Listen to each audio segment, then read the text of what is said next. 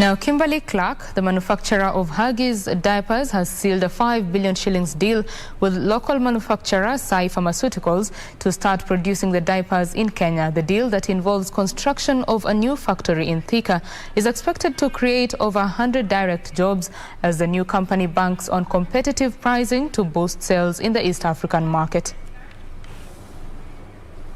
Manufacturing is one of the big four agenda, with the government keen on growing the contribution of manufacturing to the economy from 9% in 2018 to 15% by 2022. Pharmaceuticals, the Gene Division and Kimberly-Clark diaper manufacturer have entered into a partnership to make Huggies in Kenya for distribution across East Africa. That the global supply chain has come to almost a halt due to COVID, we have to partner with companies like Huggies to make sure that such brands are also available in the African market.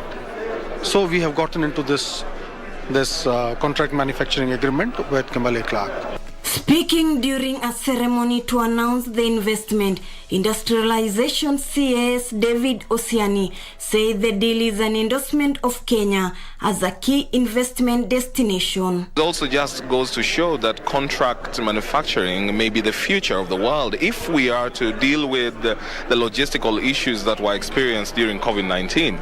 Remember that things like Huggies, which have been manufactured outside Kenya for long, could not even make their way into the country during the pandemic. And so this resolves a very major problem in case, and God forbid that we would experience another pandemic or problem.